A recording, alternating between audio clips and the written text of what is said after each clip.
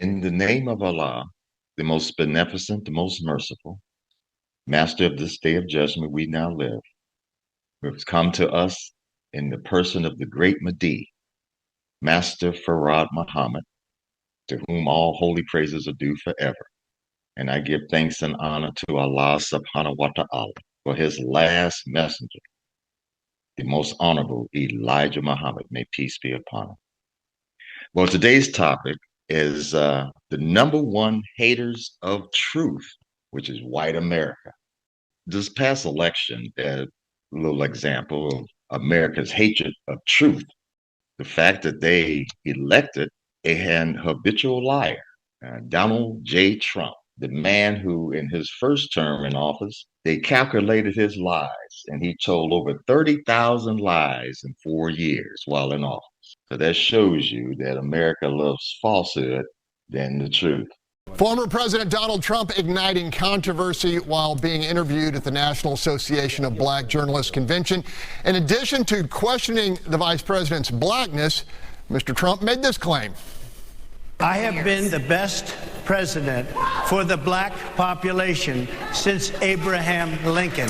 U.S. President Donald Trump has put diversity, equity, and inclusion, or DEI, on the chopping block in the first 100 days. Reforming the system of hiring. A torrent of far-reaching executive orders and agency-level directives have dismantled or severely weakened regulatory safeguards to address structural inequality. Civil rights advocates have argued such programs are necessary to address long-standing inequities, but the Trump administration terms it woke ideology. The administration has laid off attorneys in the Department of Education's Office of Civil Rights, canceled government contracts it claims were tied to illegal DEI, and froze research grants focused on racial and gender disparities in healthcare. He wrote on a anti-black and anti-person of color campaign. He wrote on anti-black bigotry and racism. He was voted into office. Same way Hitler was voted into office, riding the wave of European anti-Semitism. And he also was against the truth. But we're going to get to this a little later on. But America has a hatred for the truth, especially white America. The so-called white race of North America has a long history of hating those who seek after truth and a bloody hatred of those who speak the truth. This race, the so-called white American Christian, including the so-called white Freemasons and the Jews, are first-rate hypocrites of the whole planet Earth. Here's an example taken from the headlines, and this is going back to May 12th, 2010. Quote, "This is Arizona bans ethnic studies in public schools." And I will quote, "Arizona Governor Jan Brewer has signed a controversial bill banning ethnic studies in Arizona schools. The law could shut down a popular Mexican American studies program in Tucson school district. It will also affect specialized courses in African American and Native American studies." A spokesperson for the governor said, quote, "The governor believes public school students should be taught to treat and value each other as individuals and not be taught to resent or hate other races or classes of people," end quote. Arizona Governor Brewer signed the legislation just 3 weeks after she signed a controversial anti-immigrant bill that orders the police to stop and interrogate anyone they suspect is an undocumented immigrant, end quote. Isn't that something? This is going back during the Obama administration. So this is before the governor of Florida and his anti-woke campaign, this anti-black racism, banning books that tells the true history of the United States and how it's treated or mistreated Blacks and Native Americans and others. They call that woke. And in the state of Florida, that governor, Governor DeSantis, said that Florida is where woke comes to die. In other words, he wants to kill history. And they even went so far as banning books, taking books out of the libraries and destroying them. Sounds like Hitler to me. Remember, this was doing what I just quoted was under Barack Obama, the first black president, so-called. So they've been working on this for years, and he did nothing to stop it. Now, here you have a white woman who signs into law, giving the police the right to stop and interrogate a person based on how that person looks. The same woman then signs a bill that will stop non-whites and whites from learning about the true history of the Black and Red nations, saying such would be teaching hate. Now, who's the real hater? This white woman, so-called white woman, or the people she is attacking? We must remember the truth only hurts the guilty. The Honorable Elijah Muhammad put it this way, quote, the truth of the white race and kind will make all black mankind hate them, regardless of their color, black, brown, yellow, or red.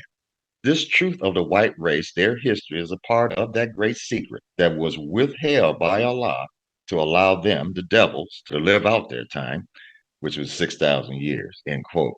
From the Supreme Wisdom, Volume 2, page 27. Now, this is the real reason behind former governor of Arizona, Jan Brewer's actions and the actions of other state governors here in recent times. Like I just mentioned, Governor DeSantis, and this is mostly taking place in the so-called southern states of the United States. Now, these governors and state legislatures and even in the Congress, now this is, they want to hide their history. They want to hide their history, what they did to the people, but it's too late. I have a quote from the Honorable Elijah Muhammad, and he gave some words of advice to white people. Quote, no white people would ever tell us who brought them and their race into civilization when they were walking on all fours, climbing trees, living in hills and caves of Europe just 4,000 years ago. The messenger went on and asked, was it one of their own super whites or one of our blacks? Who put them there? Did they did it themselves or did we put them there? Where did their race first see the black man? In the jungles of Africa or across the border east of Europe, living in beautiful cities and homes? Who did they find in the Western Hemisphere when they so-called discovered it, quote unquote? Their people or our people? Who created the heavens and the earth? Our Father or theirs? Who created their race itself? They or one of our nations? Can they claim this earth or any other planet to be that which their fathers created? The white people should also know who has started the dust storms and the earthquakes in their country, their kind or Allah. Some white people go as far as threatening to expel us from America. Drive us out and see how long you will remain. But if we drive you out, we will live forever without you, as we did before you. My advice to the white race is that better keep silent as to who shall live on this planet, but they haven't anything that is theirs. This is our earth. Be happy, white folks, that you have the so-called Negroes in your midst, and especially those who are Muslim. For if they were not in your midst, you wouldn't last very long, end quote. That is from the Supreme Wisdom, page 26 by the Honorable Elijah Muhammad. Now, this hatred of the truth was played out in the last election when you had 80% of black men and 92% of black women voting against Donald Trump. Those are large numbers, but you also had a large percentage of white men, Hispanic men, white women, and Asian people voting for Donald Trump. There's a lot of anti-black and anti-truth racism in this country, even amongst people of color. This past election in the United States proved to the black people that they're on their own.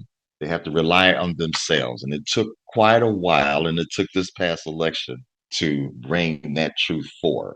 And so now is the time that black people in America, and there's a movement here And it's a great separation movement, just not calling it the great separation. Black people are turning to themselves and uniting, not so much publicly, but behind the scenes. I would like to further pivot and show how the white Christians and Jews history in relationship to Muslims. This is also this Christian Zionism that's here in the United States. They hate the truth about Islam and they hate the truth about the black man. And so we have this push, if you condemn Israel or condemn any part of the white Christian nationalism, they're calling you the hater. They're calling you anti-Semitic nowadays. But we must go over some little bit of history. During the Crusades, it was the white Christians who killed the Jews in Europe. It wasn't the Muslims. The white Christian crusaders on their way to Jerusalem killed many Jews, thousands of people. And when that crusade was announced in 1095, the Christians marched from Europe to Jerusalem, killing many Jewish people by the thousands. They were calling them the Christ killers. This was not done by Muslims, nor was it done by black people.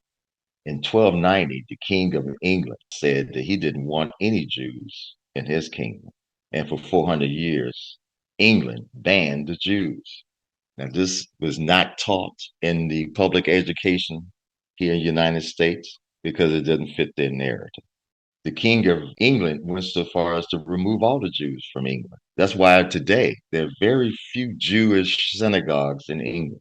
Then we go to 1492 when the Moors ruled Spain or Andalusia. In 1492, it was the white Christians, the Catholics, who expelled the Jews and the black Muslims from Spain, either forcing them into the Catholic religion or expelling them or killing them. This decree of Alhambra made it so that Jews were expelled from Spain or forced to convert to the Christian faith. In other words, another fact, I might say, Jews were not allowed to worship in Jerusalem under the Crusaders. The Muslims found no Jews there when we took Jerusalem. It was the Muslims who gave the Jews the freedom to build their first synagogue there in Palestine, in Jerusalem. But they don't tell you that nowadays, do they? They have you believe that the state of Israel is legitimate holders of the land and that those Arabs are the invaders or those black people there in Palestine are the invaders when they're not. This is also hatred of the truth. They hide it. Then there's the great mind of the Jews that they failed to give credit to and where he got his information from. One of the greatest minds amongst the Jewish theologians was Musa ibn Maimun, or Rambam, as he was known amongst the Jews. He was Moses Maimonides of Spain, and he lived in Spain under the Black Moorish rule, attended Islamic schools, and he was also Saladin's physician. But they leave that part of history out, don't they? He spoke fluent Arabic. He lived and prayed like a Muslim. He took Islamic teachings and then Judaized those teachings. He wrote the first book on Jewish theology. And today, many mainstream Jews and mainstream Judaism is heavily influenced by Moses Maimonides or Rambam to this day. Now, you can read that in the Stanford Encyclopedia about him. There's an article called The Islamic Influences on Moses Maimonides. As I said, the side note here is that Moses Maimonides was Saladin's doctor. So, but that narrative, that bit of history, that true history doesn't fit their anti-Black, anti-Islamic narrative that they're pushing today. They're trying to make the Muslim the Jews of the 21st century, and it's not going to work. Now, we have three classes of Jews, which is the Zionist Ashkenazi, and their dislike of the Sephardic Jews, who are Semitic, and Mizrahi Jews, who lived in the area of Iraq. These Jews were kicked out during the Spanish Inquisition. It was started in 1492, and they went to Arab lands, and also went to Persia. And some even went to North Africa, and some made their way over to North America. But that bit of Black history or religious history is left out. They hate the truth. So even in Israel today, the Sephardic and Mizrahi Jews, and the Fulani are treated as second and third class citizens right there in the Ashkenazi Jewish Zionist Israel. The Ashkenazi Jews are the ones who hold the majority of the power, and those are Eastern Europeans with no connection to the Middle East whatsoever. America has a long history of hating the truth and want to kill off Black history. They're even going so far as removing the names of their own Black soldiers in the Arlington Cemetery. They even want to close down the Black History Museum. But the Honorable Elijah Muhammad told us this day was coming, and he warned us that we should unite and join on to our own kind and demand a land and separation to build our own society. America's going out of business, as we see. Donald Trump has destroyed America in 6 months through his own hubris, his anti-Black racism, and his hatred for the truth.